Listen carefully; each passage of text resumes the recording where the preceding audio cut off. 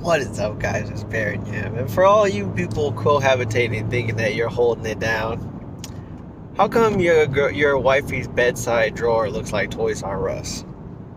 Huh?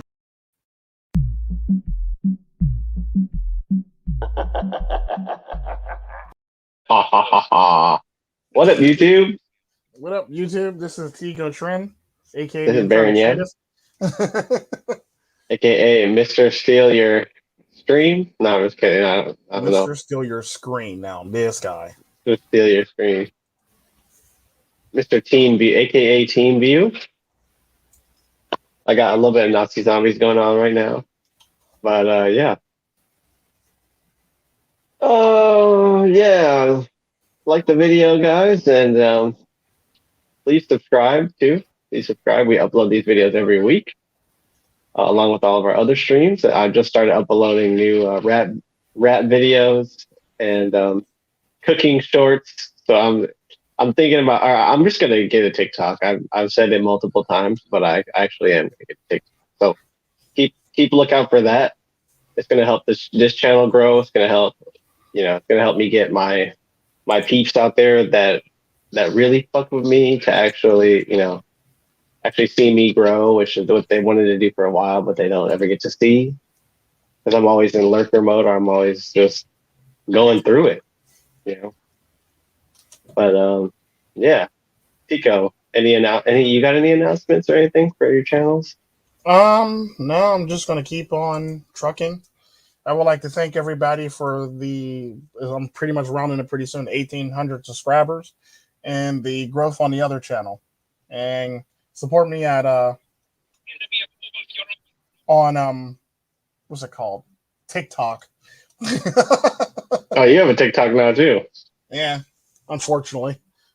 Fortunately, wow. It's not bad. I mean, honestly, you could even put like your like animations on TikTok too if you wanted to. But Yeah, you can. everybody loves IRL nowadays. Like kind of like if you have a girl, you basically like will blow up on TikTok no matter what. It's kind of funny. Like Pretty much, yeah. anybody who's a couple, they would just instantly blow up on TikTok. So it's kind of funny how that works out. But, I mean, it makes sense, and it's just like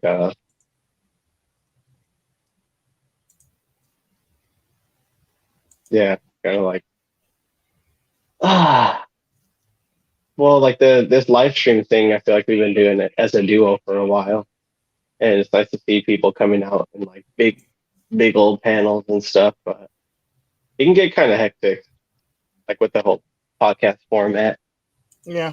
and everything. Like a lot of people try to incorporate way too many personalities into one podcast, and I, it's I, just like, I always was in me when I make a podcast. I was always about keeping it as simplistic as humanly possible because when you start getting ridiculous with it or start adding too many people to it, it's a different story, and it no longer becomes a podcast, and it just becomes a live stream at that point.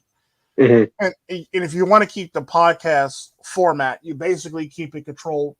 Like a case in point, Bleeding Edge Rip Pills are a podcast for various reasons. One, the guests are controlled and are allowed in based on situation and the topics. But mainly we have our main cast of characters that basically join us.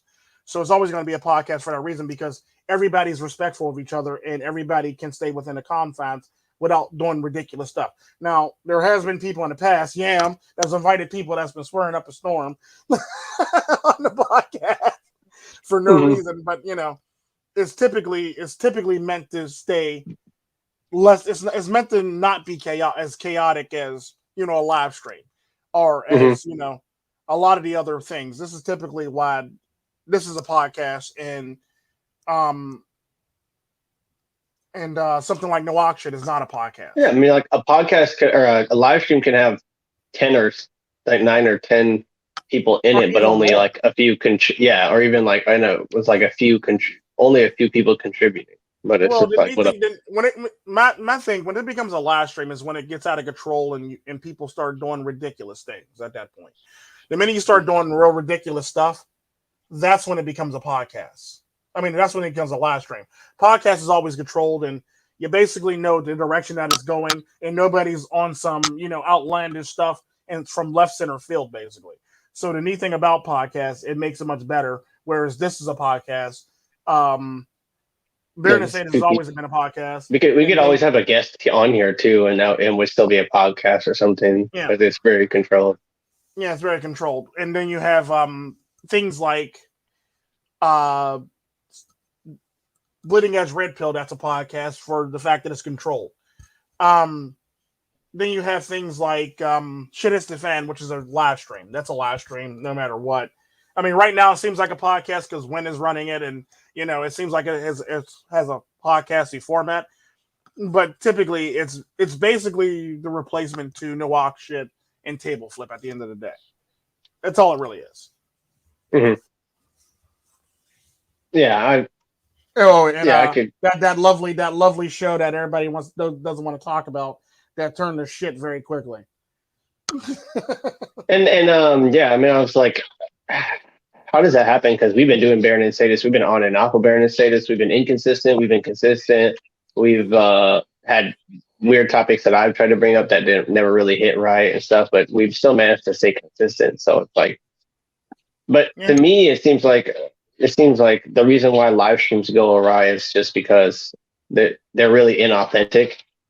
Yeah. Or typically they're always copying from something else. Yeah, it's like a lot of live streams do that, and the sad part about that, it's sad to watch it happen, and it's like you just basically want a format. The neat thing about it is you can actually control a live stream, but it has to have a format when you do the live stream stuff. The sad part about that is a lot of live streams get out of control because there's no format, or you're trying to make it inclusive, or you're trying to make it do something that it's not supposed to do. Like, case in point, the reason why what's it called? The reason why what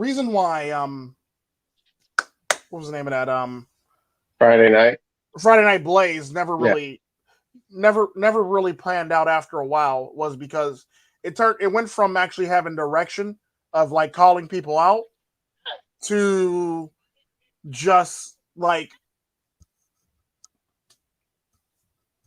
well, like I said, instead of making videos, a lot of them just chose to show up Friday and Saturday nights in order to. And the sad part about the sad part about Friday Night Blaze is it went from actually having a direction to being a chaotic hot mess to basically just being a dumpster fire.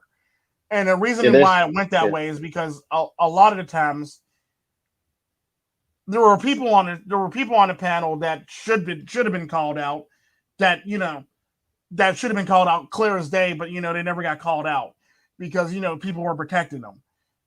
It is what it is. But I agree with that. That or there was the sad part about that is if you're going to make a show where you're calling out people and you're going to call out people, you got to call out those people. You got to call out the bullshit. You can't just be protecting people when they're sitting there lying clear as day in your face. And they're like, well, you don't understand his pain. No, we understand his pain. We understand he's lying. And he's grifting the fuck out of the manager at the end of the day. So the sad part about that is we get a lot of people that do that. Then you get a certain group of person or a certain person that wants to protect that very person. And then you always want to hear then you always get the divide, or you get people that say, I understand why you're picking on that person. I understand very well why we're picking on that person. What you can't do, and it's just the thing. Like people don't realize that when people do stupid stuff, it costs either money, time, or a problem that somebody else got to clear up their damn self, and you don't get to see behind the scenes because it's a live stream, so therefore you don't get to see behind the scenes.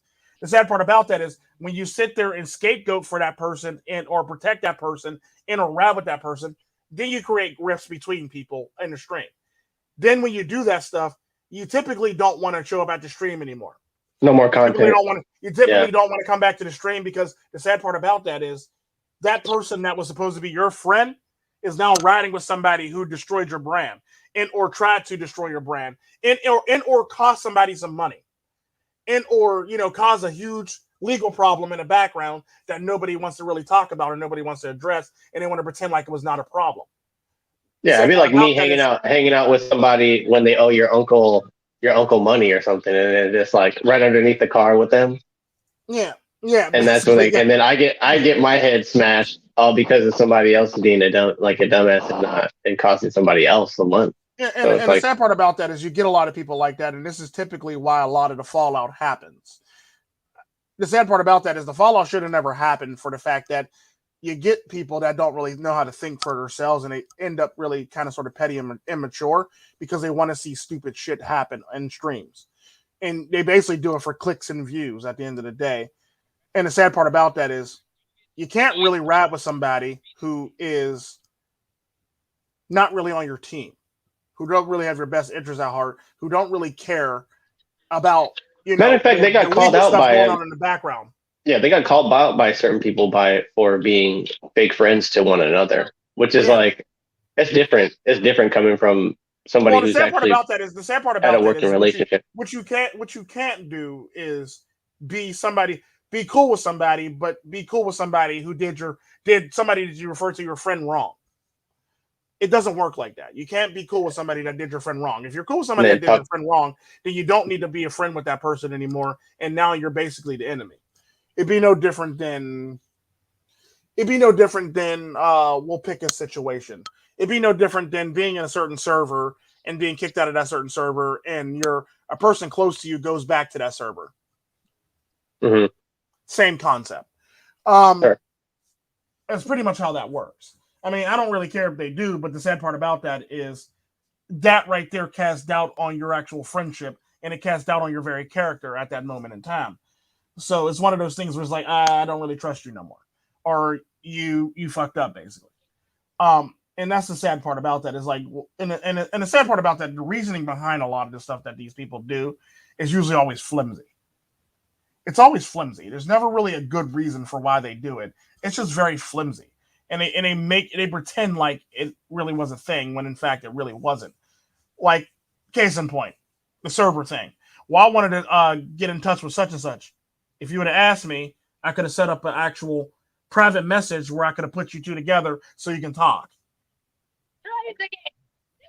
Well, like like the live stream to me is a epitome of like settling, because like what you said is like it's possible to do in a live stream, but especially if there's multiple people and not enough time, you could try to hold somebody accountable, but we got to move on because there's so many other people that got stuff to Well, no, say. but the sad part about that, when a show like Friday Night Blaze is set up just to call people out, and the person that needs to be called out is still in the show and keeps on coming back to the show, that's a problem. I got you. Yeah, That's an underlying problem. That's definitely wrong. Yeah. That person needs to be called out for some bullshit now, but nobody wants to call him out. So now I got to be the bad guy and call him out. But the sad part about that is this person costs me money, but I'm still the bad guy for calling that person out. Like, make that make sense to me. Sure. Yeah, and it's just like me money, but I'm the bad guy for calling this person out and not letting it go. Like, no, that's not how this works. I'm all about principles. Like, did nobody ask you to pay me the money back? I just asked for a simple apology, and I couldn't even get that. Somebody had to turn into a long-ass diatribe and make themselves sound like a victim. That I have a problem with.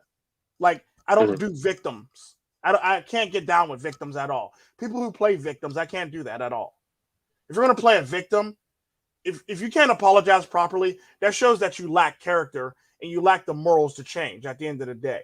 And I don't need you around at the end of the day. This is typically why I distance myself from this person, because I didn't really need to be around this person, because if you can't apologize for what you did wrong, you fucked up. And then the sad part about that, you had to distance yourself from another person that's supposed to be close to you and supposed to be your friend and supposed to be very cool with you, because they're riding with this person who literally just financially cost you money. Yeah, I noticed that, how people will. And the sad part about that, they want to pretend like it was okay, and they want to keep the shit going, and knowing that, there's going to be drama and there's going to be a rift between people. Well, I'm going to distance myself from you because you're going to hang with those people who cost me money. I'm not fin to come into some bullshit with somebody who cost me money, and then come hang with somebody else that's okay with hanging with this person who cost me money, if you know what I mean. Like you said, yeah, most people who live stream are not really that interesting unless they have some sort of beef with somebody else. Like it's Yeah. very The rare that sad you'll part about find that, somebody. a lot of the people who live stream aren't really all that interesting at all. And some of them Mhm. are very interesting for the fact that they have quirks and habits about them that make them interesting.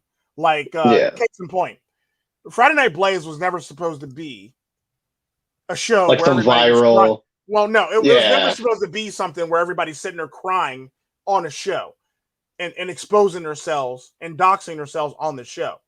It was never supposed to be that. The sad part yeah, about that like is it went from calling people out to the Dr. Phil show basically yeah. overnight.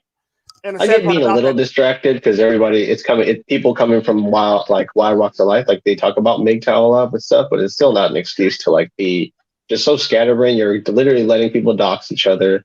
You're letting yeah, people have emotional meltdowns, you're not letting control people the have track of emotional meltdowns. conversation. And the Yeah, sad part exactly. about that is when you have those emotional meltdowns on stream, typically stuff happens where now we got to scramble to make sure that person's okay. We got Okay, to yeah. actually make phone calls and call around and call the person that's close to that person to call that person to tell that person to call you so you can make sure that person is mentally okay and in the right headspace at the end of the day. And the sad part about that is that's not what it was supposed to be about. And the reason why it actually sank because it went from being something that was supposed to be to something that it was not supposed to be. And this is where live streams start getting ridiculous and hinky. When you got a bunch of people who are not trying to dox themselves, crying over various things like their children and things like that, that's a bit of a problem. You're now you're helping this person accidentally dox themselves and give out more personal information about themselves than they need to. The Mhm. sad part about that is it went from calling people out to basically letting people, give out all their personal information and various aspects of their lives that were supposed to be private and kept to like a couple people and only themselves. And the sad part about that's basically what the show ended up turning into. It's Because the all a sad part ploy about too that, at the end of the day yeah, because they it's want. basically Yeah. all a ploy to actually get people to watch. And it's like Also, if you want to get people to watch that way, that's perfectly fine. That's you. Do you. yeah. But the sad part about that is I'm not finna to participate in something where I see somebody who's hurting very badly outing themselves like that outright at the end of the day. Like I get that too, but it's also a ploy too because when you mess up that badly, you can always bankroll that into people feeling bad for you and stuff like that. Yeah, true. But the sad Or part yeah, about that you is, can always make that like if people well, get no, because that the sad mad part at you, about that then you it never want goes to. from being that to then it goes to being like drug on for like hours on end and to the break of dawn. It's like, what is the point of that? Because the sad part about that, something I notice about people is like you can Like a typically tell long, somebody yeah, wants attention the longer they try to drag their stream on, especially when yeah, there's a lot of dead air in the stream. If there's a lot of dead air in the stream, the person's basically doing the stream for attention at the end of the day, and clicks and views. That's typically yeah. all they're really doing it for. If there's a lot of dead air in between, because like the sad part about Bleeding Edge, I mean not Bleeding Edge, I mean Friday Night Blaze. If you actually took Friday Night Blaze and you took out all the dead air in Friday Night Blaze, you would basically get like an hour or two show, basically.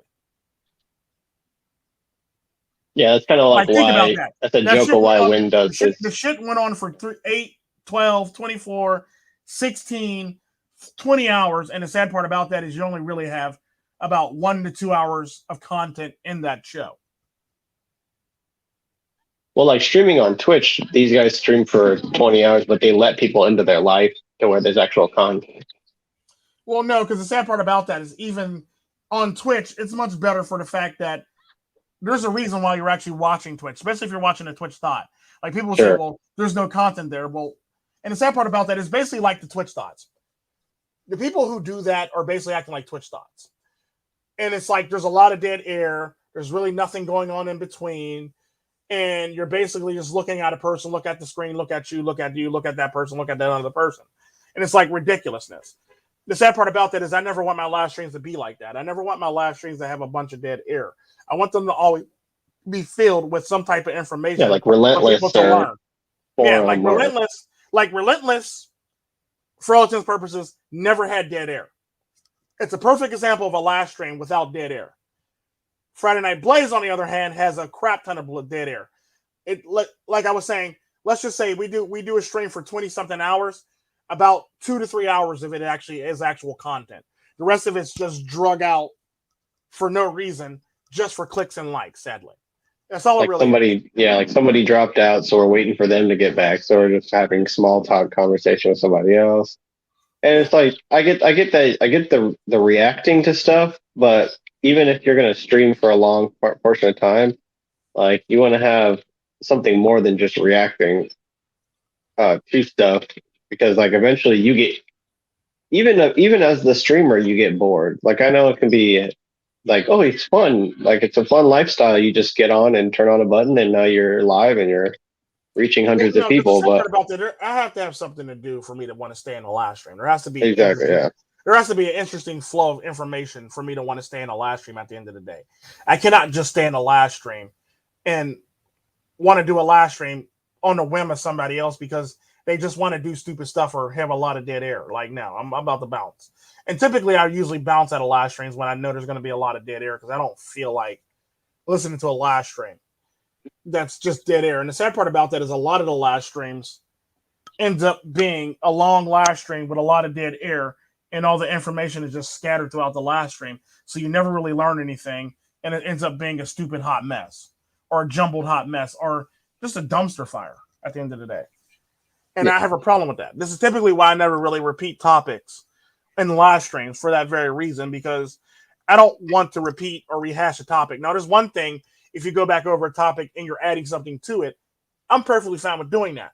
However, if you're going to repeat the same topics over and over and over and over again, I can't get down with that. I got to do something different. Like, no, it's got to be a different thing.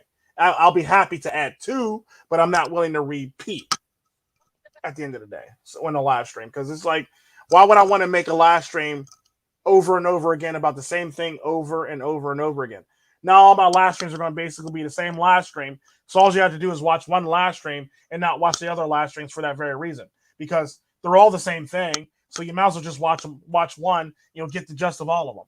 So I typically make different topics and different live streams for that very reason. So we never have to.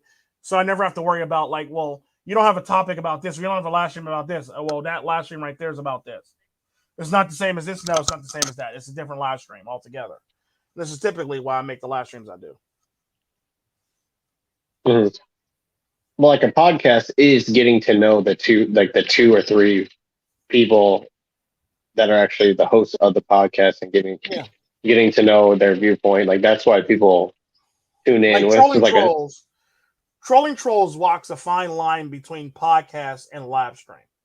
It walks a fine line because it's meant to be tongue in cheek, or it's meant to be funny and pick on each other and just troll people basically just for the heck of it. It's meant to be fun, and it's supposed to be like self-aware, cheeky. right? Yeah. It's like it's whereas like it's meant to take the piss out of things basically. And I enjoy that for that very reason, because sometimes we're taking a piss out of Win, sometimes we're taking a piss out of Yam, sometimes we're taking a piss out of somebody that did something stupid and they don't want to admit to it. It basically just goes around and around. And it's typically how it works. And the neat thing about trolling trolls is I enjoy it for that very reason, because it's all about trolling. It never really changes. It never changes. It's about trolling and talking about various things that we talk about when we're not in a live stream or when we're on a phone with each other, basically. So it's basically trolling people and talking about real life stuff in the live stream with each other. Now, there hasn't been a trolling trolls in a minute, but typically it's pretty much been one of those things where it's turned into, we pretty much incorporated Smash or Pass and other games like that into trolling trolls. But look for more trolling trolls in the future, basically.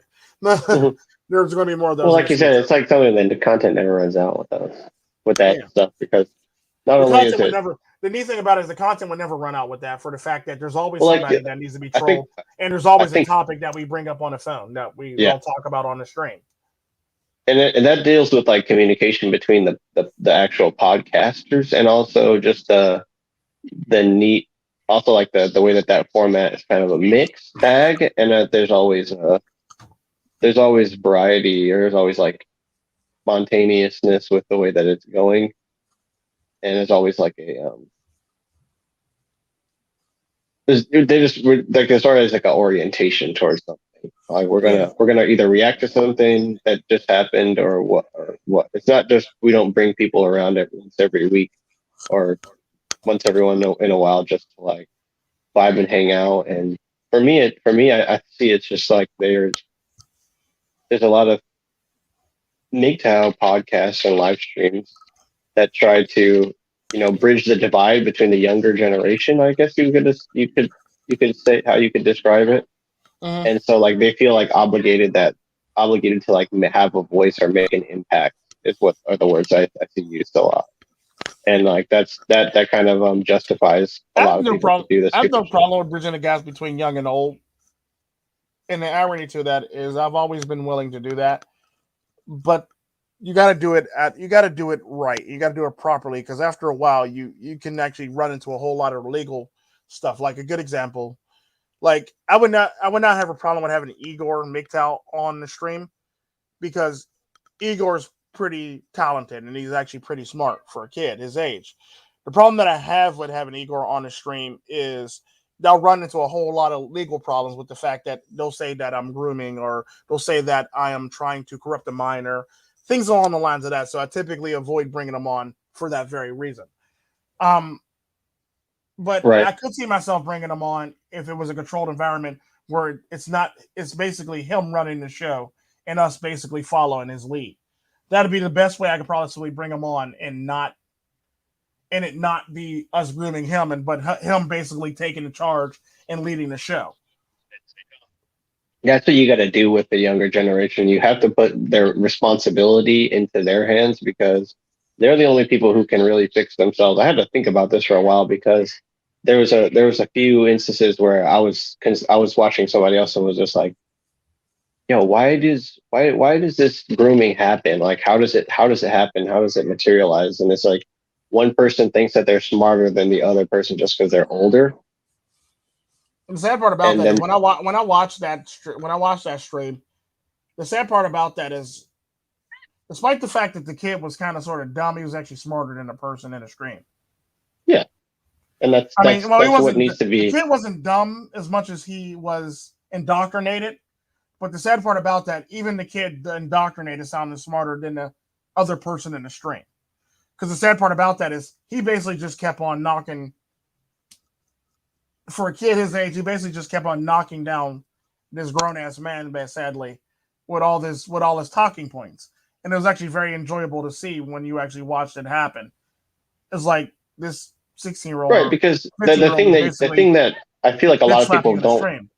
feel like a lot of don't people don't recognize about you is that you actually have the same. You're actually very like relatable and like what you like to see in like a nice live stream or podcast is what like typically a lot of people do want to see. And like in the manosphere, we have a lot of like weird, radical, not weird like in a negative way, but just like radical thinkers that want to subvert things and want to cause mayhem and destruction. And it's just like, which is like, there's some people that can work with that energy, but like me, I tend to like kind of be like, all right, well, what's the point? Like, what is the point of doing this? And Mhm. you know that about me.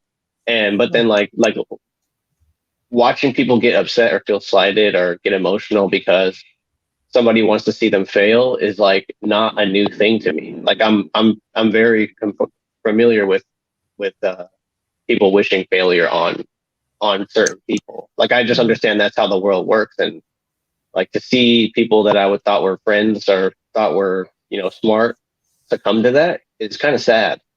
And Yeah. And that's another that's thing. pretty much how it's always going to work. You're going to see people do that, and you're going to always see people come to that and use those tactics so they can get more views, or get more likes, or get their subs up, or just to get more attention. The sad part about that is it's always going to happen. You're always going to have that on both sides of the coin, let it be male or female. You're going to have that on both sides of the coin, no matter what. The sad part about that, there's just as many males who think that they're masculine men who literally do the same thing. And it's like you're basically using the same tactics that you're dunking on feminists for using. Or you're basically using the same tactics that you dunk on women on a regular basis for doing and calling female nature. And the thing that bothers me Well, the most about a lot of those yeah, people is they typically forget that while they were teaching this, they were actually starting to become that they were preaching against.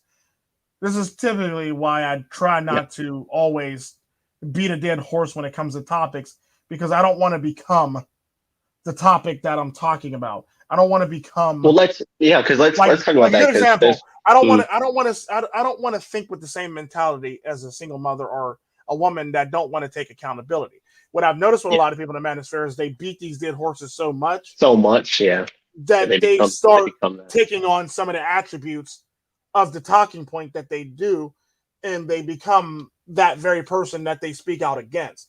Like there's a lot of men that's been speaking out against female nature and stuff like that, and not taking accountability and not being responsible and not having That brag about their standards body count. and stuff like It's just that. funny. And then they turn around and they do the exact same thing that they speak out against, or they exhibited some of the same behaviors that they were trying to explain to you in a live stream, which is very sad.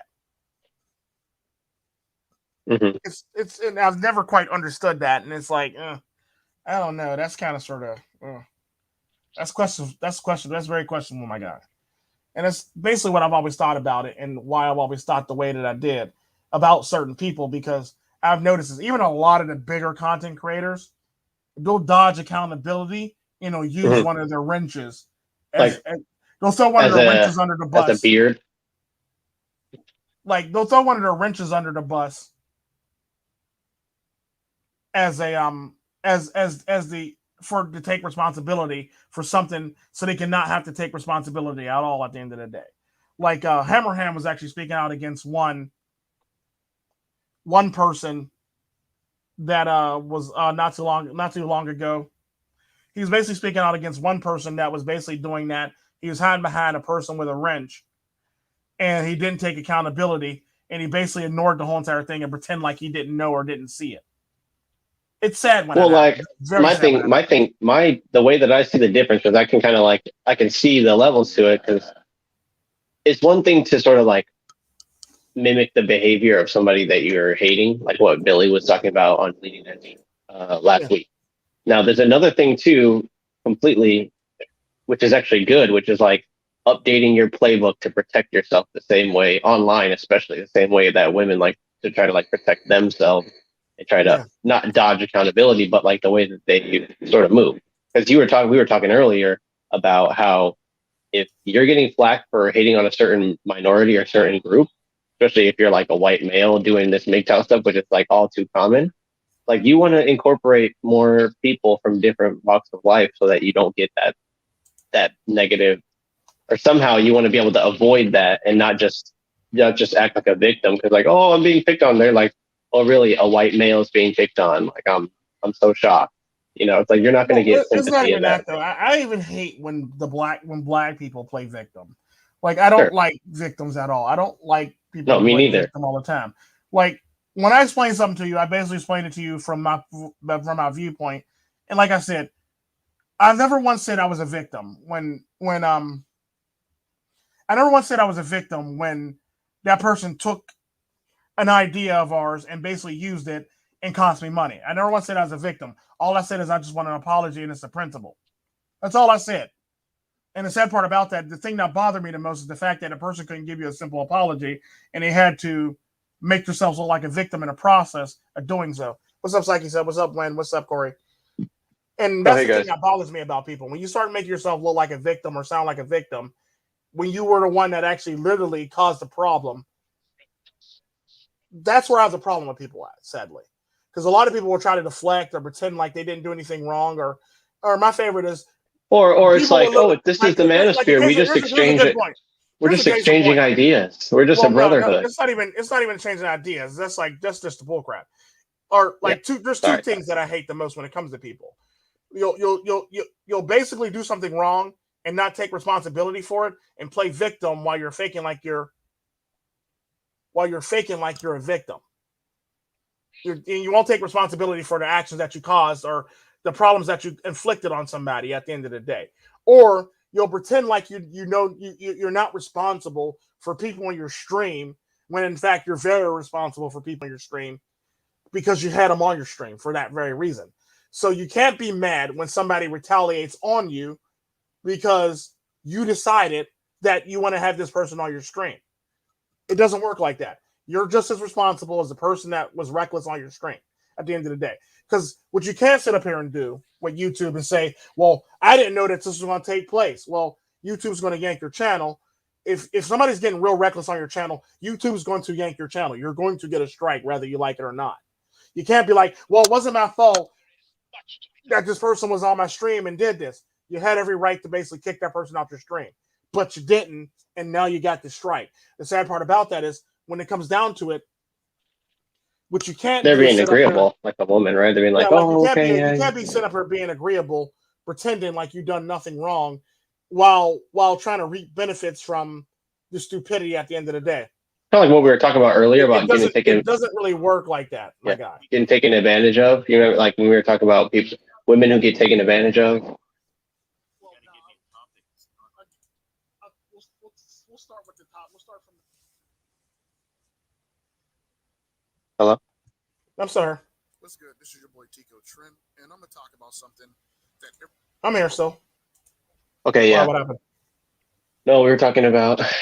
I just heard some background noise, but we were talking about how women get taken advantage of because they're too reliant on other people to basically like validate them and their relationships with other people.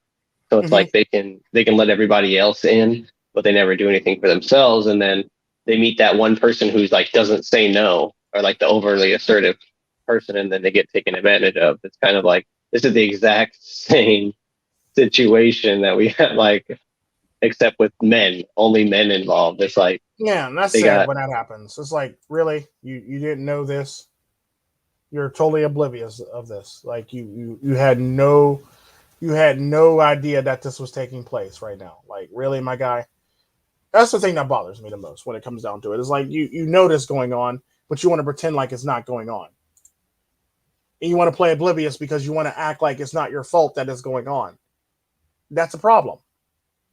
You're not being responsible, and you're not being accountable for your actions at the end of the day.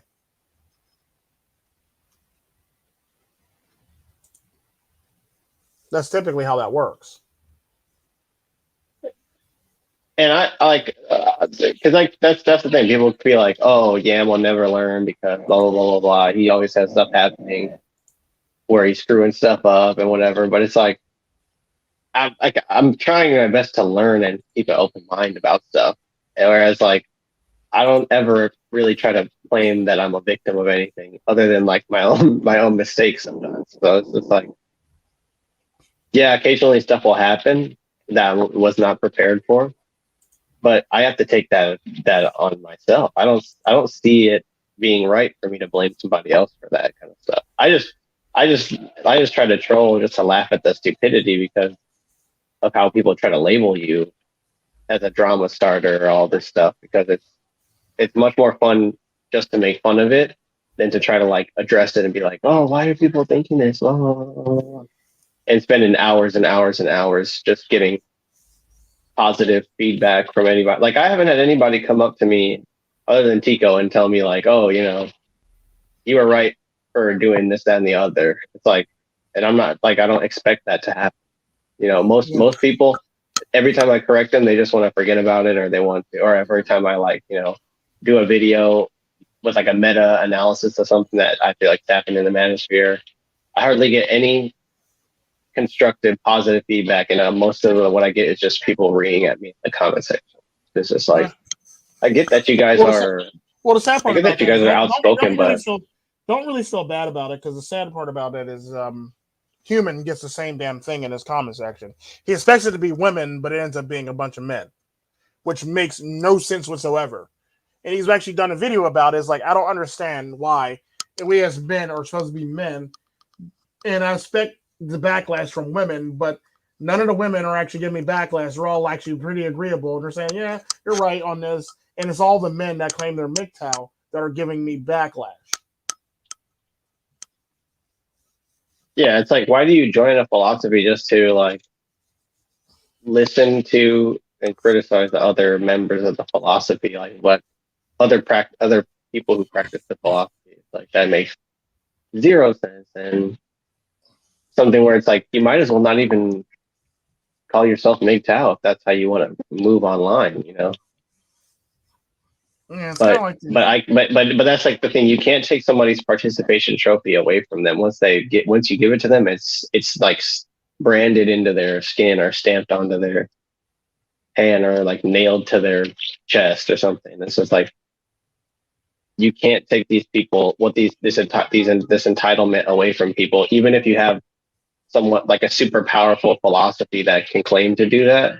It's like human nature is way more stubborn than anybody ever really gives it credit for. Like they think, oh yeah, these women are never going to change. These women are never going to change. It's like they are changing. They're changing to fit the times. Like they'll break up with you over text now instead of meeting with you. They'll try to meet. You know, they'll try to ambush you with their friends, or they'll try to ambush you when you're down and out and tired and bummed out, stressed out.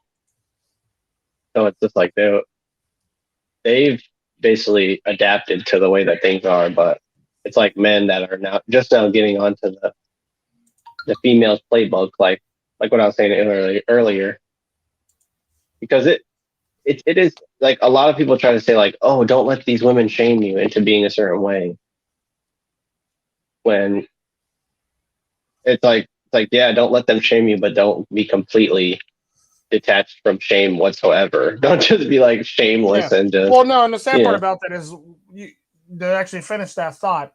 The problem that I have with a lot of people that say that don't be shamed by these women, there's a lot of men that do the exact same thing that these women do. Mm-hmm. So why aren't we talking about this? Why isn't this actually a thing?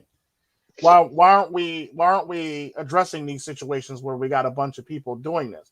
I get that you want to say that, well, men have been indoctrinated and this, that, and the other, but at the end of the day, you still got to be a man. You can't be a woman at the end of the day. So you can't sit up here and use the fact that you're indoctrinated. You got to actually address your problems and actually fix your problems at some point in time. You can't always have your problems looming in the background while you're trying to do things, because the sad part about that is you're going to create a even bigger microcosm between people, bigger problem, or a bigger problem or with yourself. Yeah. Because like for me, it's just like all the people that tried to go out and approach and then got rejected.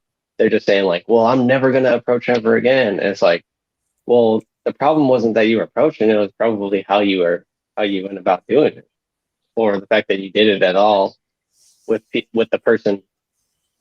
The person you chose was just not the right person. You just got to try again. And to me, that just doesn't. To me, that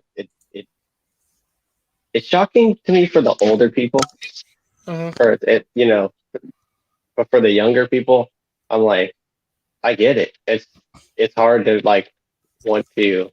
You also got to take something too. It's like I'm not shocked that it's older people too, because the sad part about that is a lot of this stuff started with a lot of the older people as well, as much as it did with the younger people. You're just more prevalent in the younger crowd than it is in the older crowd, for the fact that it was hidden much better, or it was something that wasn't. Well, old guys don't need to really front or anything. They're just like, yeah, no, I'm not doing that shit anymore. I'm sorry. Well, like no, they it's not that. No, it's not that. It's more or less the fact that people don't even realize that they have it, or it wasn't something that was very relevant at the time to people in the older crowd, whereas it's very noticeable in the people in the younger crowd. I got you. So people in the older crowd basically don't even know that they have these problems, or they don't realize that these underlying problems actually exist for this very reason. Mm-hmm. Because think about it, like quote unquote indoctrination, or even not even people who aren't indoctrinated. The sad part about it, if you're already indoctrinated, you're not going to realize you're actually indoctrinated until it's like too late, or until you say something and somebody brings it up. And because the sad part about that, even if somebody brings it up, you're going to be in denial about it. You're like, oh, no, talking about this, that, and the other. Blah, blah, blah. And the sad part about that, a lot of men do that. Even when they're in denial, they do that stuff, even in denial. And it's sad to watch. It's like, that's not how you deal with your problem. That's basically how you stay within the same confines or mindset or blue pill mindset at the end of the day by doing that. Because now you're not just doing it. It's not just the women doing it. Now it's the men doing it. And the men are making it even worse than what it needs to be, because now they're acting out the same way women do. Case in point, ghosting. Ghosting was typically a female trait when it came to dating. Yeah. Sad part about that, now a lot of men do it. Yeah. Is it still a female trait? Yeah, to me, it's a female trait. I'm not finna ghost somebody if I don't have to. I'm more blunt about it, and I'm willing to tell you up front that look, you're ugly and I can't date you no more, or you said some ugly stuff and I can't date you no more. That's always been, and I've never been the one to pull punches or pretend or act like you know something when in fact I'm willing. I'm just always been out there on Front Street with people. I'm not willing to do anything like that at the end of the day. I'm not willing to hide and or act a certain way Well, just like because you protect yourself from being when you ghost, you can easily be used. It can be used against you because like you're a bad person for ghosting.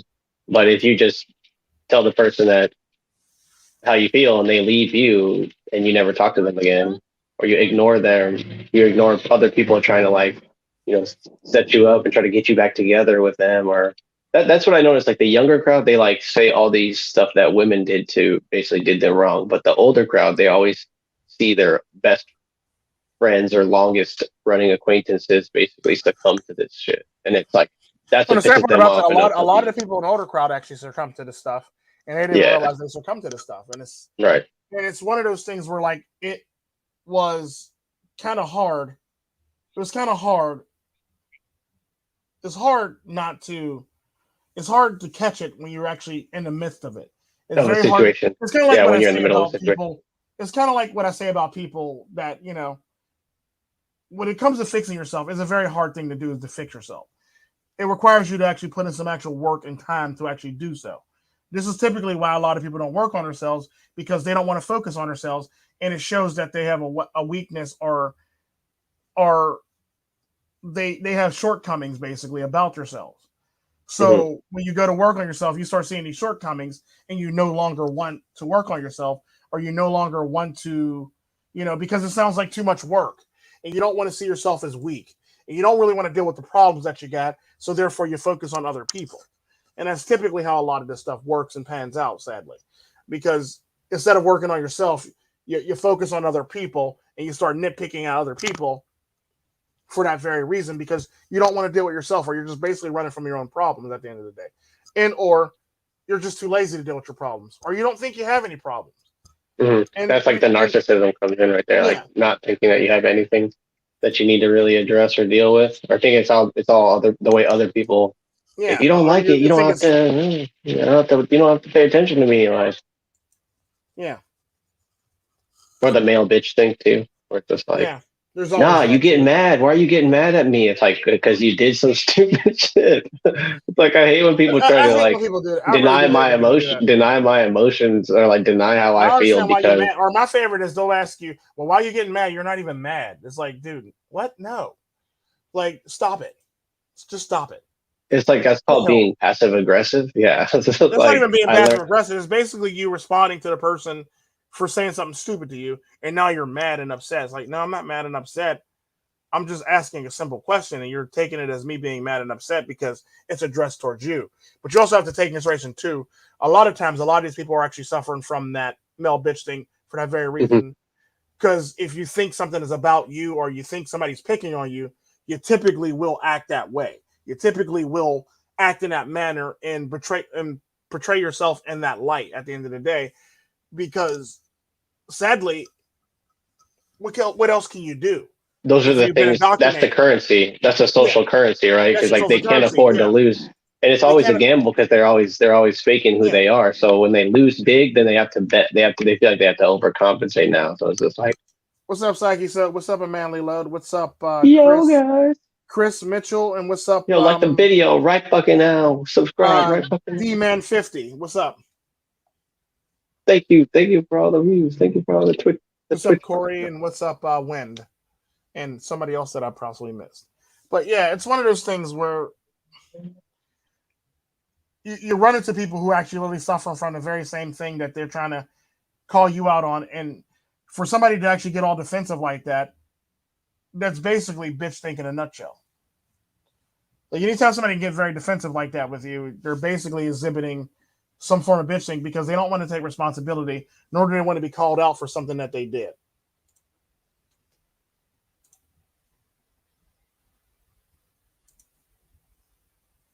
Hello. No, I'm listening. I'm just yeah. I mean, I'm just trying to like I'm just thinking of all the examples, but yeah, it's not Yeah, like like a they case don't in really. point, like when I was in a live stream not too long ago, a person was actually was like using full on female bitch thing.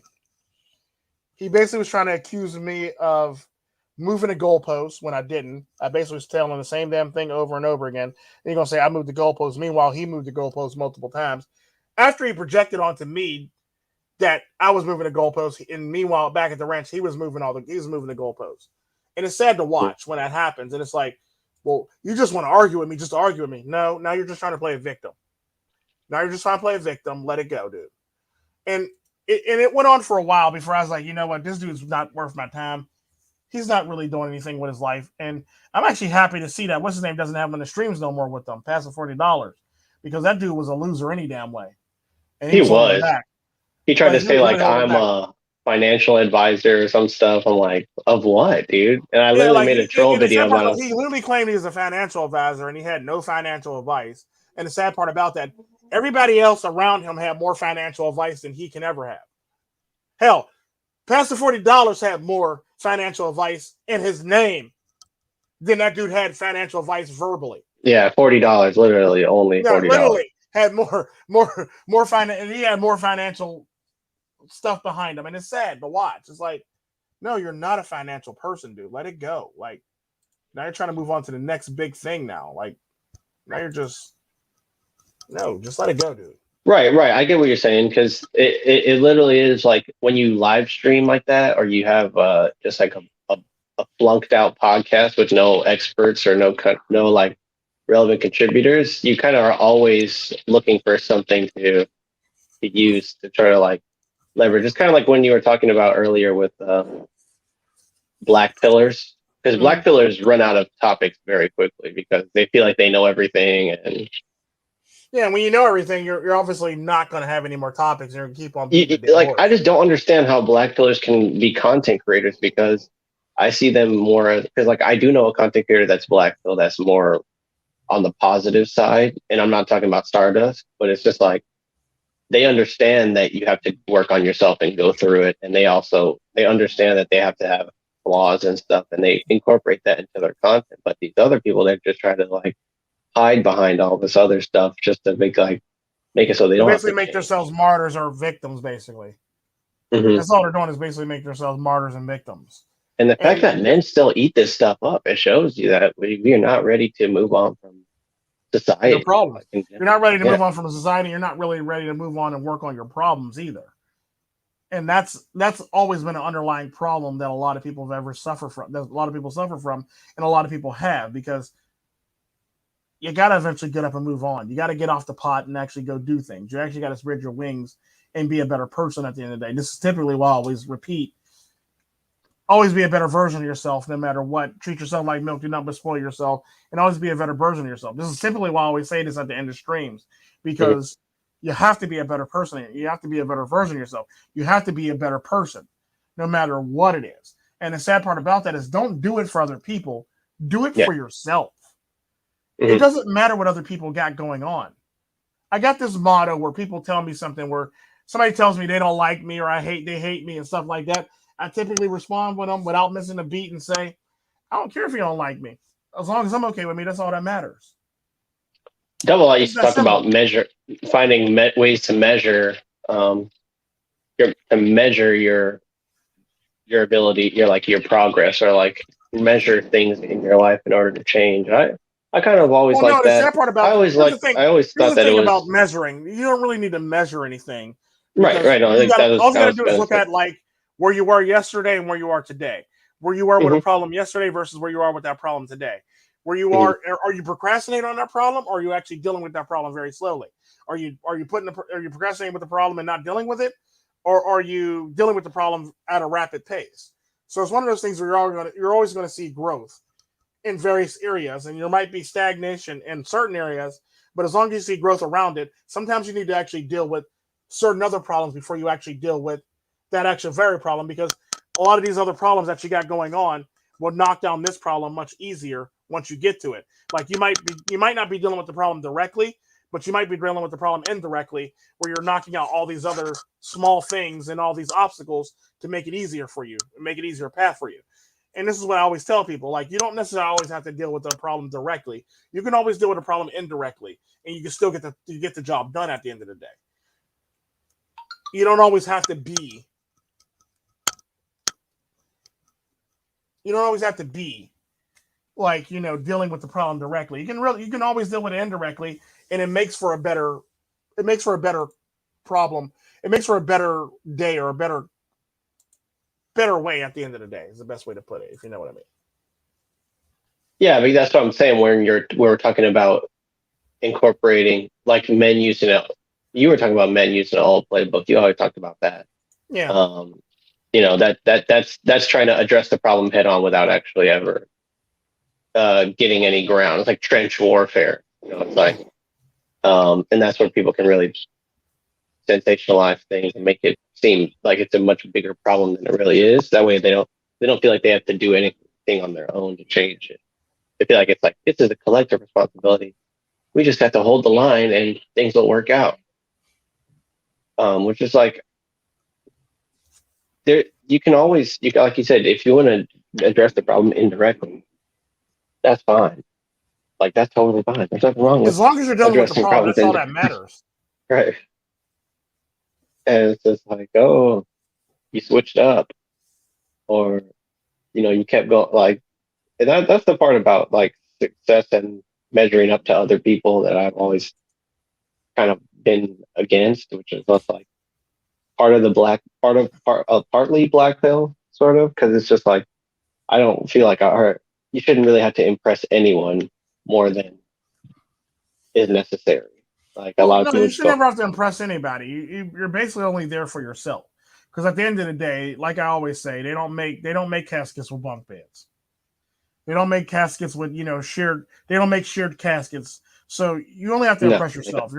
You come in by yourself, unless you're a twin. Even when you're a twin, you basically come in by yourself, because you come in one at a time at the end of the day. But you're going to leave by yourself.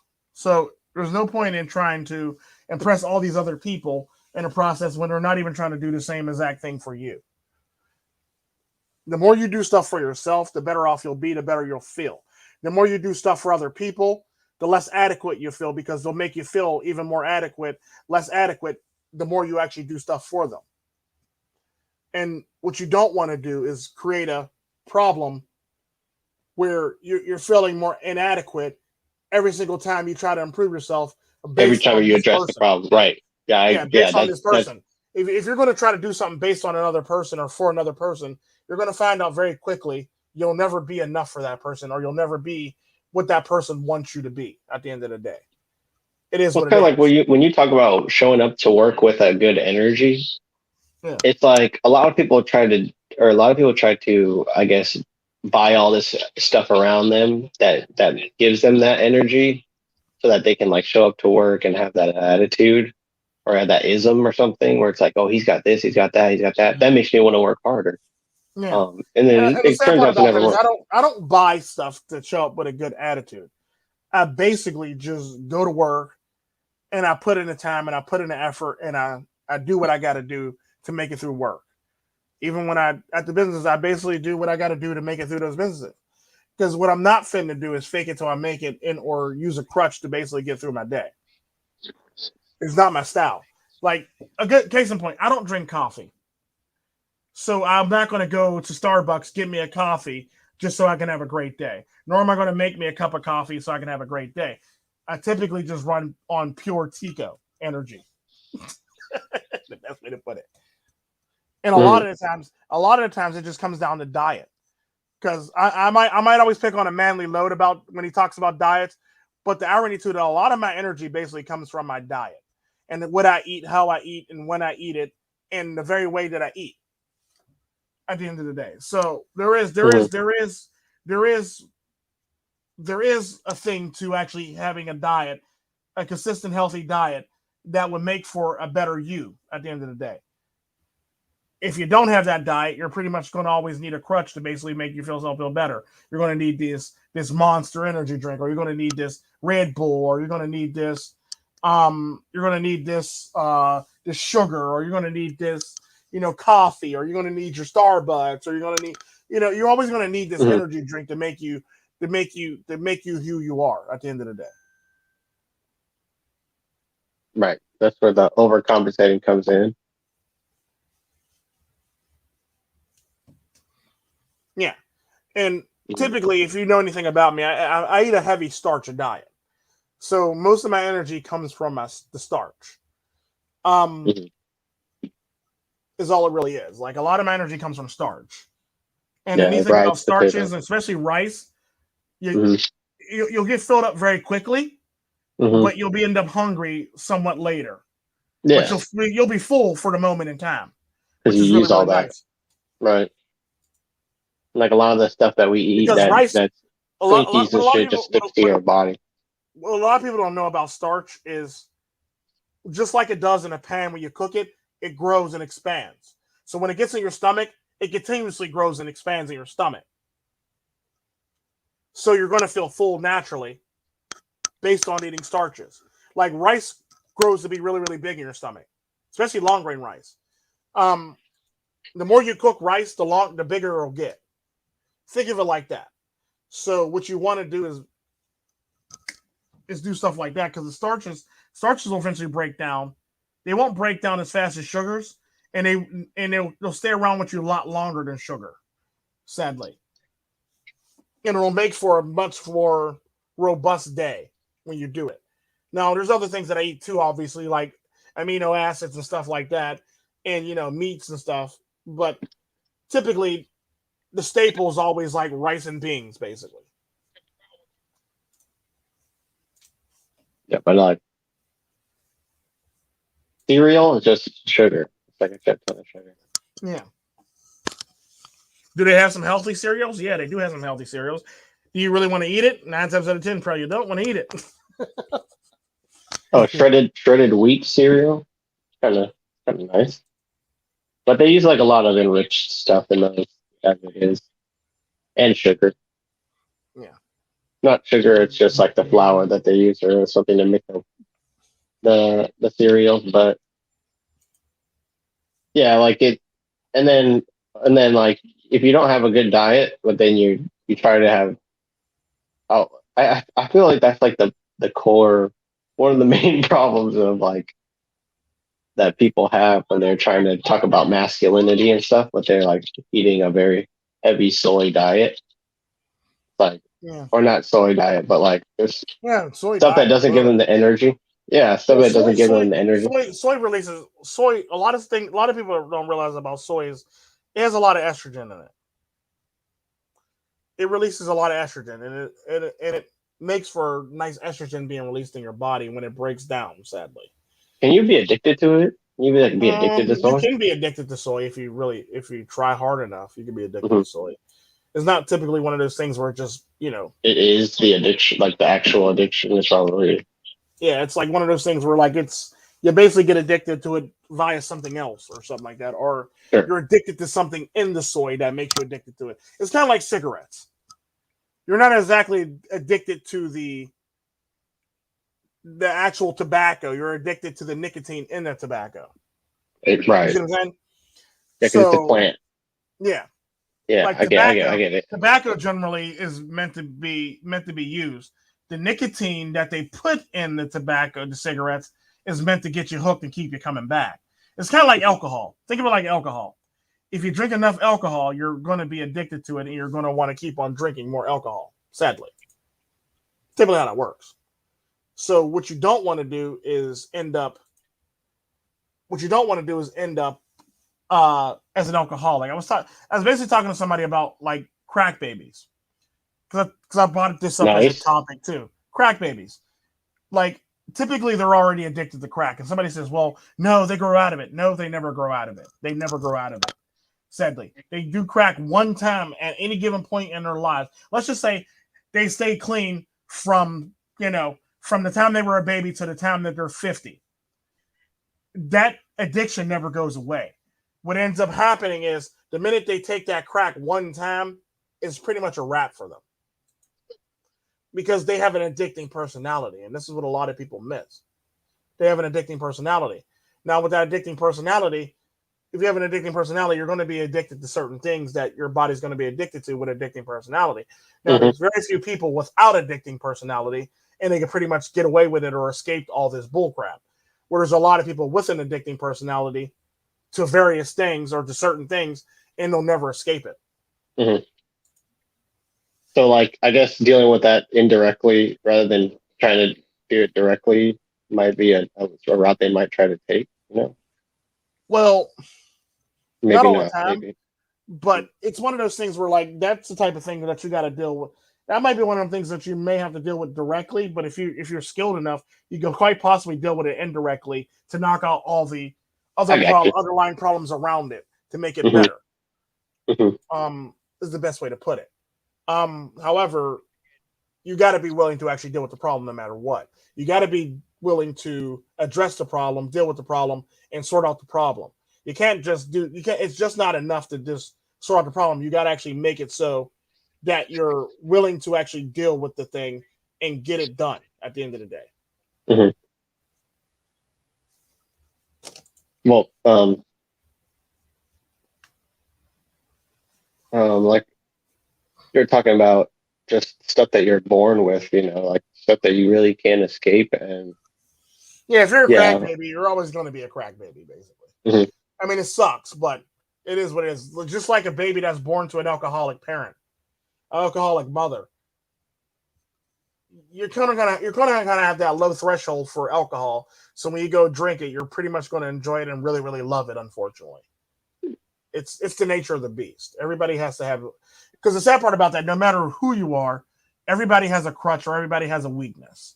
It may not be an addiction. It may not be something as simple as alcohol or drugs. It may be women.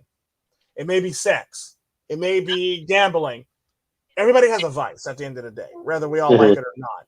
It's all about controlling that vice. It's kind of like the one video I played on my other channel where I said a man that's in control of, like, a man that can't give a control about drugs or women or sexual desires is a very dangerous man, basically. And I've always said that before that. Yeah. But it's very funny to watch it in the video and see it play out in the video at the end of the day. Yeah. It's like a very low threshold, but very hard one for most people to. Yeah.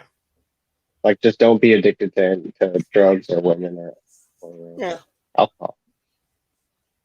I mean, don't get me wrong, it sucks, but you got to look at it like this. Why does it suck? And for what reason does it suck? And do you want to feel that way? Or do you want to be that way? Or do you want to... Do you always want to be in that situation? Or do you want to better yourself and get yourself out of that situation?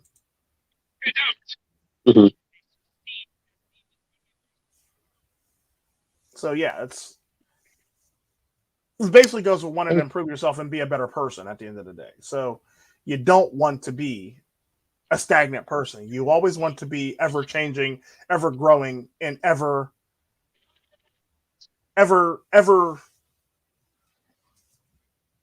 evolving. Well, that's another thing too. Like, people feel like they can't help other people because they're just like, either they feel like other people are too far gone. Like, I remember I used to talk to a black miller who just thought that there's no point in sticking around to help people in life, to help people out, because most people are stubborn. They're never going to change. What is the sad part about that is, just because a person's stubborn, that doesn't mean they won't change. The sad part about it is, what a lot of people don't realize about stubborn people is they need the right conditions for them to actually change. Can you set up those conditions very quickly? Yeah, you can. Can you box those people into a certain situation where they have no choice? Yeah, you can. But is that going to be authentic if you do it? Or is it going to be something where they actually change? Or is it going to be something where they're going to change for that glimpse in time or that moment in time? They're only going to change for that because they had to get out of it? And that's something I always have to ask yourself. I mean, I can set up situations that, make people change, but the question is it going to be authentic change? Is that situation going to make them change, or is it going to be a temporary feeling at the moment in time?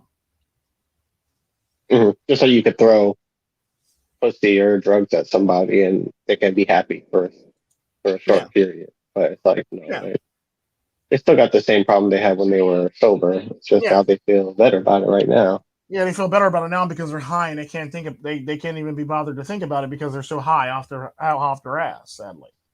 So it's one of those things where it's like, did they really learn anything? What's up, everybody? Yeah, no, I mean, there's there's very little like that you can do, especially when you're in a live stream, to actually help somebody with a problem. The only thing that I've really seen happen with people with problems in streams is they get abused by the chat and then they implode or they just like they try to use it for content, but you very rarely can like that's the thing is like when you change for yourself, it's not content for anybody else but you.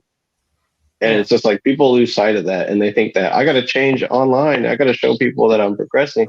It's like, no, Yeah. you don't. You really don't. It's like trying to say that like, The irony to it is when you start making changes to yourself, other people start saying it in your content at the end of the day. So what you can't do is be worried about everybody seeing your change when in fact they're going to see it shine through your content.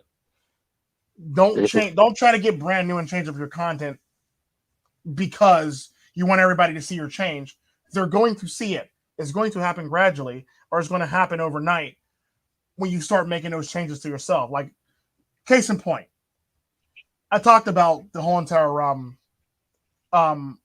Vedic ghosts on my channel. I said it basically started in a stream on absolute the whole entire concept of Vedic ghosts literally started in the stream on absolute MGTOW. I mean, what's his name? MGTOW, MGTOW absolute absolute knowledge. MGTOW absolute knowledge channel when I was dealing with a person that was going through some stuff culturally. So the whole entire Vedic ghost literally fell into place in that stream. And this is typically the stuff that you're getting now in video. Hey, There was a JR. gradual change and eventually got to here at the end of the day. So you never have to always, what's up, JR? You never have to always try to present yourself as changing when in fact you are doing the change and people are seeing the change within you. If you know what I mean. Yeah, well, it's like that's kind of like a Gandhi black pill. It's like be the change that you want to see instead of saying that you're going to change. Yeah. So it's just like a lot of people will, well, maybe most people just don't notice the people that are actually changing because they're listening to people that are saying that they're changing. That's what they do with this whole law of attraction thing. They're like, as long as you surround yourself with people that say that they're changing, the world is just looking up and up for you. What they don't realize is that meanwhile, all the people that are actually changing aren't really being really open about it. And then, like when those people that are talking a big game leave, then all of a sudden you feel the exact same way you feel because you were just riding the high of positive affirmations. But were you really doing anything to change? It's kind of Probably like not. yeah, like it's like Brittany Renner type stuff where it's just Well, like no, because Brittany Renner actually doesn't want to change. She actually wants to be the same person, she's and just hoping for somebody to come and yeah, save her. she basically Yeah. wants to just keep using people for the rest of her life. The sad part about that is, it's eventually going to run out. The only thing that she got is the fact that a lot of other people slept with her, so therefore now other people want to make passes at her for that very reason. Unfortunately, it's going to be a little bit harder for the fact that Getting older. she's getting a lot of money from a guy for child support from a guy, sadly. So, you're going to have to live up to even higher standards to get Brittany Renner now because she's just getting dollars dropped on her like it's going out of style. The sad part That's about people crazy like too. her, the sad part about that people like her literally exist in this world to let you know that this world is a sick, sadistic place. And Yeah, that's it's one like of the even many, the easiest that's girls one of are the the, hardest to yeah, impress. it's one of the 20, she basically falls in the 15 to 20% of people I always talk about that do sick valve things to people and don't really think twice about it and don't feel bad about it, sadly. Yeah, she's just like checking her nails. Like I saw clips of her earlier. She's just like in the same car or like in in the same position in the car that she's always been in and stuff. Mm-hmm. The And sad part so it's about that is that very position actually shows her lack of adulthood. She's basically a child in an adult's body. Sadly, if you see how she sits in the car, the way she has her legs positioned, and how she has her hands positioned when she's doing it, she's basically acting like a high school girl. That's where she's trapped at. That's where she always will be trapped at. Well, it's the Nothing addiction. more Well, than a high school girl. you say that there really isn't that much in the way of like sexual addiction. I mean, psychologically there is, but then like when people are addicted, they just stay wherever they were when they first got addicted. Well, no, it's Like, not see a even lot of sexual addiction. It's basically she's addicted to using people. and money. She's not Yeah, even, that's and what the sad part about this, that's the more it's not even an powerful. addiction. That's It's like not that even thing an what we talking about addiction. with Soy. It's basically she just likes using people. She just Just likes likes it. using people to Just like better her life because she can't do it herself. So she basically uses all the gifts that she got to basically do it so she could do it for herself. Sadly. And the sad part about that is that shows a very low quality person. She's a very low quality person for that. Don't get me wrong, she does extract a lot of resources out of people, but she's still a very low quality person because at the end of the day, she's basically using people to get where she wants and get to where she wants. It's no different than the actresses that did what they did to basically get parts in movies from Harvey Weinstein. we need like another word. Then all of a sudden now they come back, now they want to regret it, and now because they're not getting as many parts and there's a lot of hot young things popping up, now they want to throw somebody under the bus, sadly. So it's one of those things where it's like you have to realize who you're dealing with. If the person has a personality online, you basically know what they are. If they're a dog, they're a dog. If they're fleas, they're fleas. If they're a snake, they're a snake. If it's a spade, it's a spade, basically.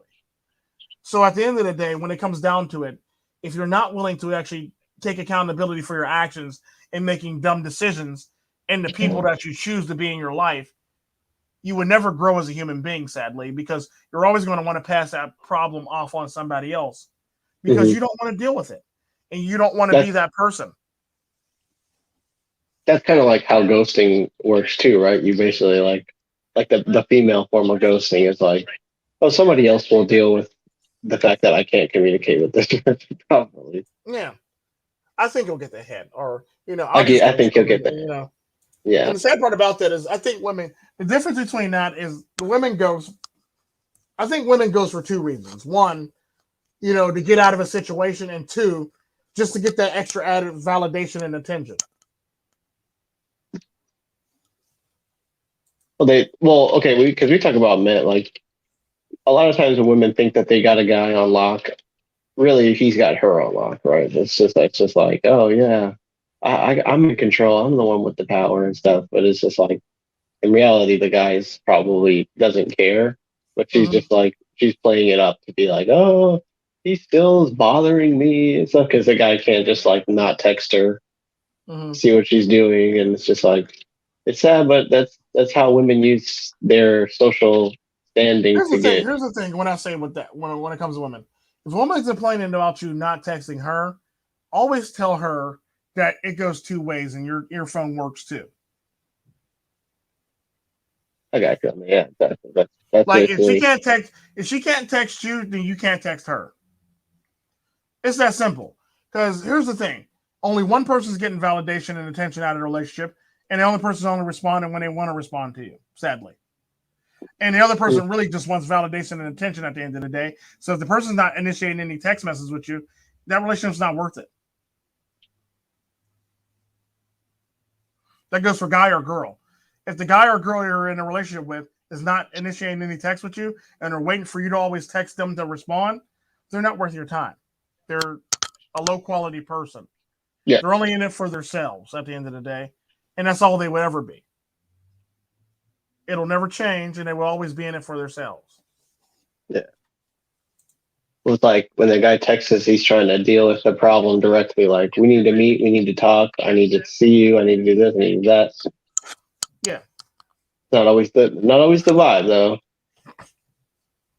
Because I get that. I get that you want to be active and you don't want to ghost and you don't want to get ghosted and stuff, but it's just like like, yeah, people have to learn to deal with their problems indirectly, like, especially when it comes to women in relationships, because the people who always try to say, like, I'm going to deal with it directly, those are always the people that end up, Ghosting people or trying to avoid it. getting bit on the nipple and trying to choke somebody out, and, He said, "Bit just on the stuff. nipple and try to choke people out." Yeah, it was like, or like the people that are like, I would never abuse you, I would never hurt you and stuff. Because it's always like funny, don't you think it's weird how like everybody who always gets accused of battery or something is like, I love her so much, I would never do anything to hurt her. Yeah, and Like they're that's usually the ones who always actually the get it, yeah, and it's or they're just usually like, the ones that will do it or always do it. yeah, it's like who else do you expect to do that? Is with the person that says that they would never do it. It's just like Yeah, it's kind of because the like I'm reason not why. gonna be It's like, kind of the oh, reason why if if you're you in a hit me, I'm gonna relationship, hit you. it's kind of like the reason. It's kind of like when you're in a relationship, they look at the person that you're dating first before you look at everybody else, because typically that's pretty much who is going to be. Oh yeah. You must have said something that Wynn don't like. He What is he upset? said, "Really am." Oh, I think he was talking about the bite the nipple The bite thing. the nipple? Yeah, that's probably what you're talking about. What did he tell you? Right. I mean, yeah, like I get it for people that want to make their family situation just like a diatribe or something and be like, oh, I have such a terrible family situation, but it's like that's just because I feel like any time that you have a problem with family, it's just the way that you're viewing the situation, unless Yeah. they really are Well, abusive to the nth degree. the neat thing about relationships, if you go into a relationship with a negative connotations or negative tone, you're typically going to get the negative stuff out of that relationship. It's kind of like I was telling a girl that's in a relationship with a guy, and she's thinking negative about the relationship. I was like, you're pretty much going to end the relationship before it's even started. The fact that you think negative about the relationship lets me know that you're not going to make it in that relationship. The Yeah, more or negative like you are in that relationship, the worse it's going to be. yeah, or like as a guy, if you're waiting to do certain stuff, it's probably because you feel like something's off and you don't feel comfortable. Because when you really meet a girl and you're comfortable with it, it's like all that guessing and checking and worrying shit goes out the window. So it's like a lot of people try to say like, "Oh, I'm worried, but I'm just gonna see how it goes. I'm just gonna go along with it." But it's like they're ignoring what their body's telling them. It's kind of just like the same thing with diet. Yeah. Like they have like stomach cramps and diarrhea and stuff, but they're like, "No, it's all good. I'll just keep eating the same junk." Oh, because it's really good You're for me. welcome, It's JR. feeding me. What do you say? Oh yeah, Lord Tico. I don't know all that now. I'm not Lord Tico, whatever. I missed that portion of it. Like, but yeah, it's just We need to come up with another term for than high value though, because I think high value implies some sort of quality or some sort of like qualitative well, way no, of assessing I that think it's value. overused, and people try to apply it to themselves. Like, people try to apply like black pill to themselves, or people try to apply being super intelligent to themselves, or just let it be. Basically, just let it be. If you're high value, if you're high value, it'll pretty much translate through how you interact and move through the world at the end of the day.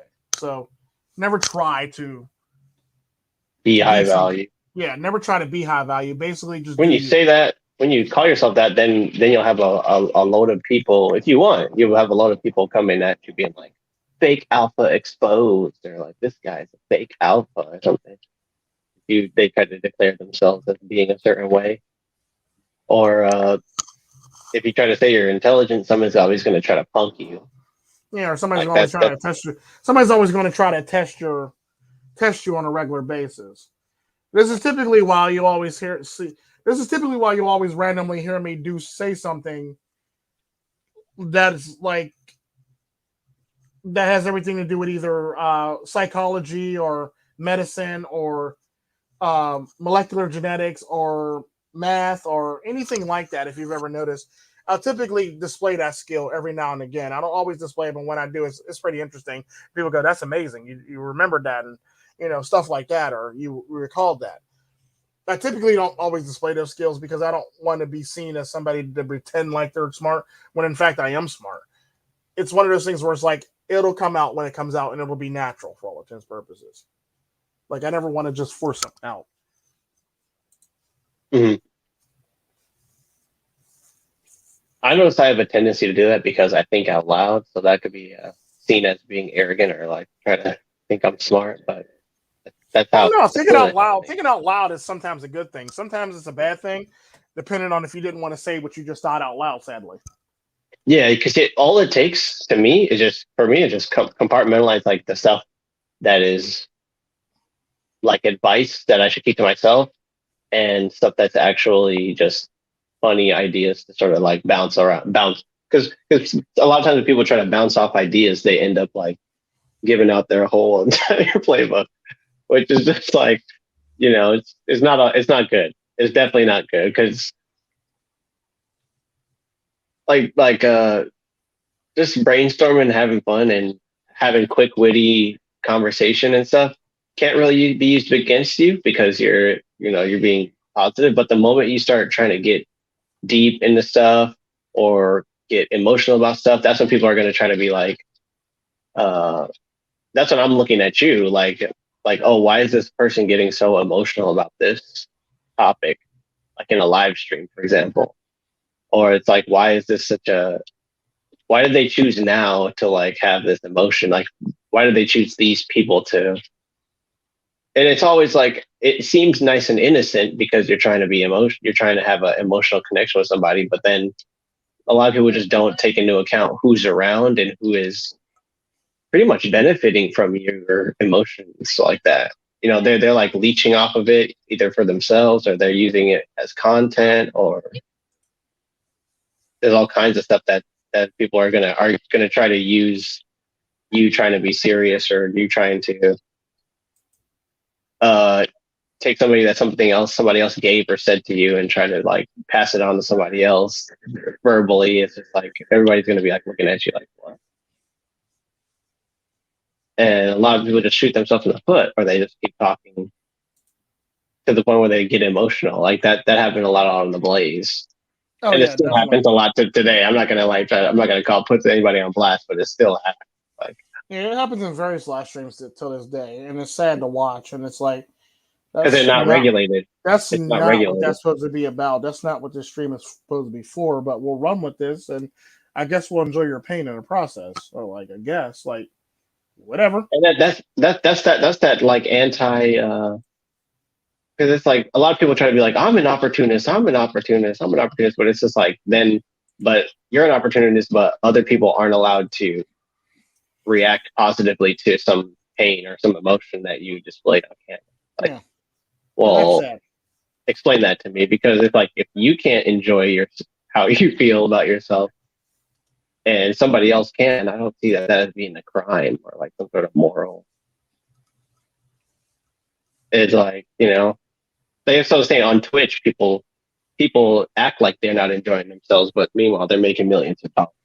Yeah. It's just like Well, it's no, because the sad part about it on Twitch is people just get greedy and they get overbearing and very greedy. Sadly, so they're not really enjoying themselves unless they keep not on really making an the act. money. Yeah, it's not It's really. not really even an act. It's basically them being an asshole or being greedy and being overbearing to their viewers and making them give them more money that they really don't need. It's kind of like the one chick who asked people to donate like several $100,000 for a house that she never bought. And Yeah. every single time when people chime in and ask about the house, she always blocks them or bans them. Mhm. Oh, sorry. This is switching topic real fast. But did you hear about that shooting that happened with like the school shooting? That kid. Okay. Apparently he had apparently he had an auto pistol or something. Okay. And then his counselor, it was like after a counselor meeting because they're like he had weird behavior. Mm-hmm. I don't know. I just like that thought just came to mind because somebody was telling me about it today. But Yeah, they're I didn't hear about it yet, and so I'll probably yeah, hear about it after this when I get done with this. yeah, it was like yeah, apparently he just went on a rampage. 14-year-old kid apparently. So it's like Did he? How many people did he shoot? he got some people in the hospital, like 7 people in the hospital. He got a few people dead. like 3 people dead. He shot him in I think the back of the head too. Like he was just like running around, but then every time he would get a Like he was chance, in Grand Theft Auto. yeah, it was like it was seemed like a kind of like a video game simulated type thing. It's like he was just firing, but then every chance he would get, he would kind of like try to actually go after somebody and execution style kill them. So it was like it was a rampage, but it was also like uh premeditated kind of too. Like he you could see he was trying to get some. So they locked him up. They got him in juvenile detention, and there's people that are trying to sue his family for having the gun out and not. Yeah. Because I'm thinking like if you're troubled and stuff, and you're just talking online how you're about to do some stuff, it's like you have to have a plan. Either you have a plan or you. It's premeditated at that point. If you're talking about doing it online, it's pretty much premeditation. Mhm. You've already thought about it. You pretty much got a motive. You got a plan on how you're going to implement it. It's basically all about when you're actually going to implement it at that point. So it's like obviously that like if if you're his dad and you have a gun and stuff, you're seeing your kid post all the stuff online. You're basically seeing yourself as being implicated in that. I mean, I Yeah, get it basically. that it's your kid, but it's just like if your kid has the gall to be like, I'm gonna get a gun, you're like, nigga, from where are you gonna get that gun? And it's probably your stash. So it's just Yeah. like I'm not shocked that they're getting tried, that the parents are gonna get tried, and Well, of course the parents are going to get tried. The sad part about that is who parents are going to get tried the most. That's what you really need to look for. Is it going to be I see what you're probably saying. going to be the father more than the mother? They'll probably just make an excuse for the mother, and she'll probably get like a slap on the wrist. Whereas the father will probably go down for like life. You see what I'm saying? Mm-hmm. In all technicality, if the mother was home, it's technically the mother's responsibility, but the father's probably going to catch the brunt of the responsibility in the crime. Sadly, Because he was out of the house and no, because he's the father.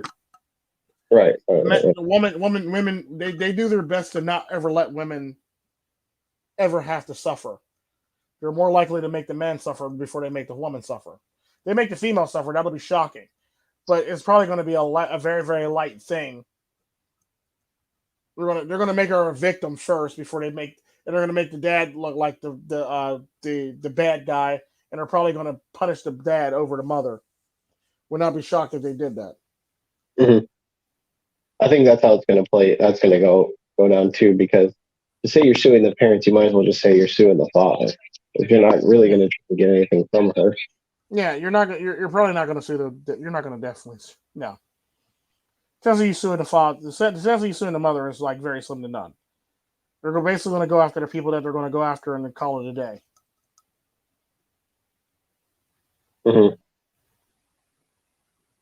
I did not mean to bring that up. I was really trying to just trying to end, but it was just something that happened just before we started the stream. So it's kind of just like, Yeah, I believe it. It's going to happen. Stuff like that's going to happen. The sad part about this happens so often. It's like I'm not even shocked by it anymore. If you notice, it's like, oh yeah, another one. Nice. that's not what I was trying. I'm not trying because you tell when I'm trying to go for shock value with stuff. It's not social I media. know. Well, I know it's not. I know it's not. I know it's not going for shock value, but it's like one of those things where it's like I'm so desensitized, so it's like it doesn't even. It's basically like walking down the street to me now anymore, or Right. like breathing air anymore to me. So it's like, yeah, great. Ooh, Somebody so else, shocking. like, You know. yeah.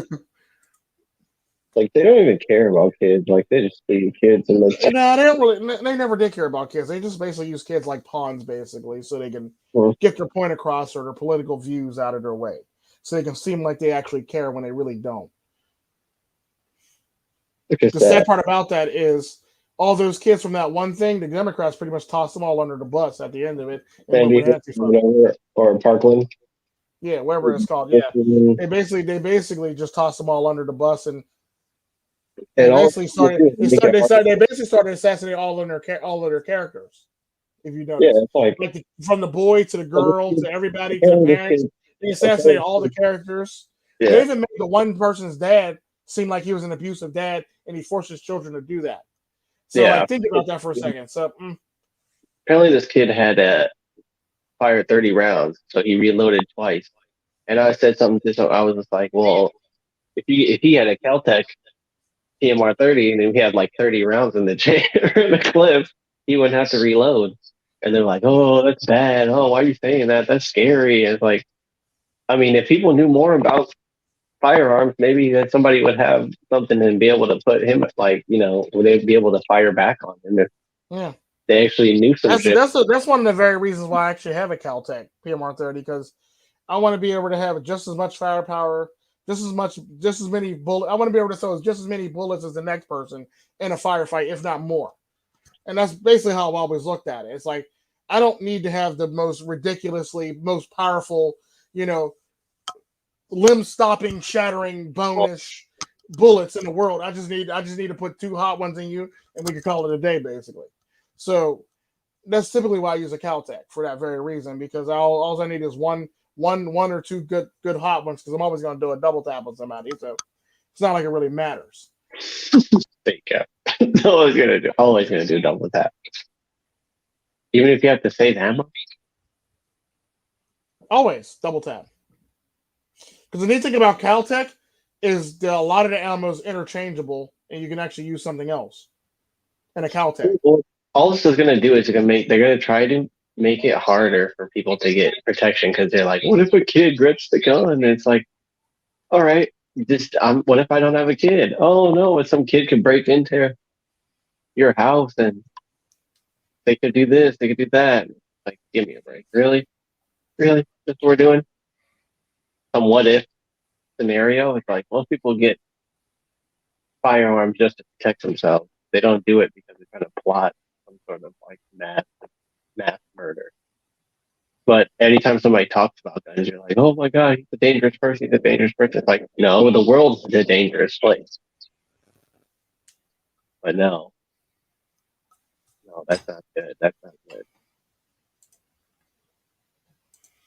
They're 224s. They're 224s. D-man. Oh, with a Keltec? Yeah, Yeah, 224s. the dude was using a 15-round clip with 9mm, going ham basically. So it's just like, to me, with the ammo that's that regularly, or that's that common, and with just like a handgun or something, it definitely spells doom for the parents, or not the parents, but the father, because it's like he picked the most basic, most unsecure, easiest to work firearm that literally his kid could even handle. Because a lot Yeah. of the things are actually heavy. Like a kid's not just gonna be like you go on a rampage with a shotgun, because it's gonna be hard for him to actually do anything. Like there was actually, as a matter of fact, there was like something in Florida, like at least within the last month, where a kid tried to bring a shotgun. He literally just like shot a hole in the door or something, and then he was apprehended. Yeah. Like That's kind of like the one goofy woman that left her handgun in the back seat, and her baby picked it up and shot her through the seat by accident. And she said, in that quote, "I wouldn't change a thing. so she wasn't killed. Maybe change the fact that you got shot through your seat by your own baby." like that's the type of accountability and responsibility that people take. Like, now, what if the baby would have pointed a gun at themselves? Then would you have changed the thing? Probably not, if you wouldn't have changed the thing, the fact that you got shot. Yeah. What is the point of just being like, oh, nothing that I did was wrong, even though I have a bullet hole in my back or in the back of my head? No, it actually went through and through. So The she, baby literally shot her mom through her back and out her stomach. damn, I can picture that. I'm trying to figure out if the gun smacked the baby in the face or if the gun just flew out of the baby's hands after it happened.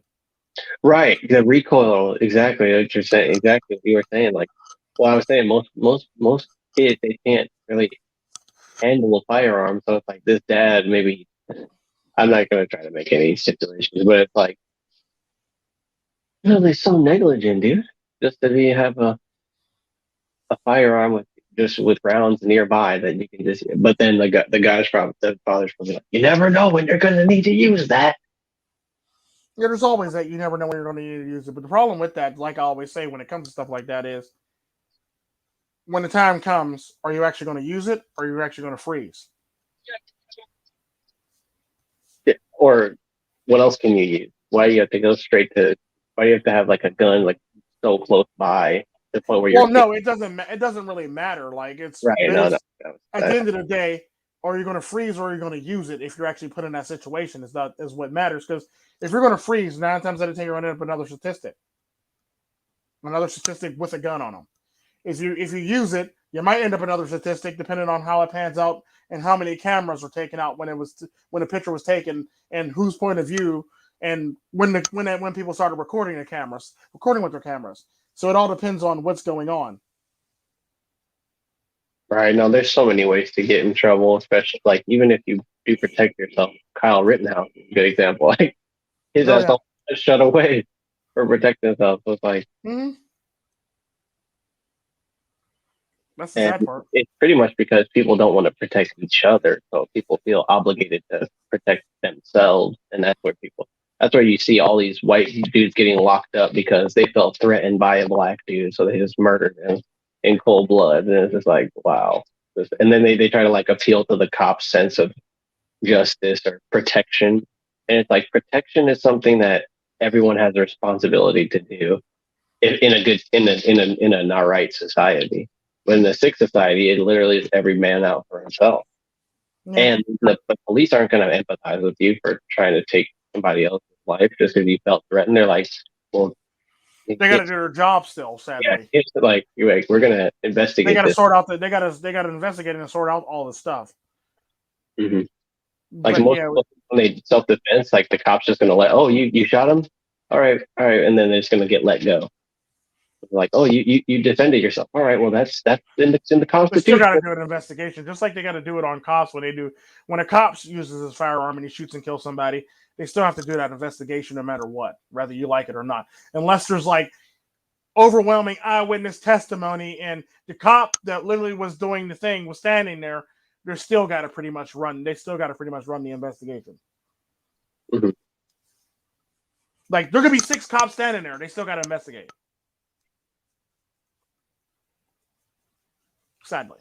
But yeah, I don't know how the heck we got all far on this topic, but I guess that's about Yeah, it for this. that's about it. Yeah, you guys take care of yourselves out there. Protect yourselves, and uh, you know, I would say like use other a lot of people say use other platforms, but yeah, always use other platforms. But yeah, always like take try to like just expand from spread pill and make out stuff and try to apply it to other stuff so that you can get good perspective on the situation. And yeah, that's going to be another Baron and Sadist. Thank you all for watching and listening. Thank you for all the lovely comments. Thank you, Corey Steele, Prime Ruler, D-Man, JR, a Manly, Wind, like yourself, Chris, all the lovely people that we missed in that long hour and 43 minute stream. I mean, we definitely got to do this more often. Definitely. Yeah, every Thursday. Well, sometimes Thursdays get kind of whack for me, but yeah, every Thursday, definitely. But yeah, that'll be about it. When we'll be on with I think when we'll probably be on tomorrow. Maybe he'll be on tomorrow with Shit is the Fan. If not, he'll do it next week. But that's it for Baron and Sadist. Y'all have a blessed day. Be good to yourselves and treat yourselves like milk to them and spoil yourselves and always be a better version of yourself. Yeah. And always and don't get caught up with the Britney runners of the world, people. Oh yeah, please make a better decision. Yeah, never get caught up with the Britney runners of the world. Right. Oh yeah, another thing I wanted to say before you press the intro or outros is, yeah, always protect yourself. Yeah, always protect yourself, and always go into a battle knowing that knowing that there's a possibility that you could lose. Yeah, that's Yeah, technically, what I always say about stuff like that if you're going to go into a situation, know that there's a high chance you can come out injured. Keep in mind that there's a high chance you can come out injured and or dead if you go into a situation. So keep that in mind when you go in. The irony to it is that very thing might be the very thing that actually keeps you safe in any of those situations. Knowing that that can happen instead of thinking that it will never happen and ended up dead, sadly. Another thing. Never get like this is just goofiness, but like never if you're gonna drop a nut, you better be ready to bolt. That's that's what I was thinking. Okay, when Never get comfortable. Never stay for breakfast afterwards unless it's a really good breakfast and you have an Uber and or Lyft driver waiting for you to leave. Are you done now, Yam? I think so. Right. Are you sure? I don't know. This stream is unregulated. I might just have an emotional breakdown. This guy. All right, y'all have a good one. See y'all next Thursday. If not, then I'll see y'all Sunday.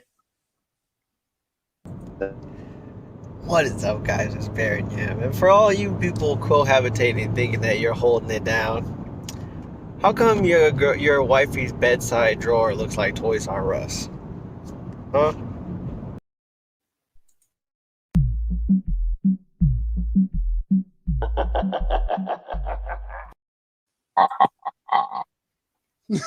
Bye. Later. Bye, niggas. Bye, niggas. Bye. Oh, God.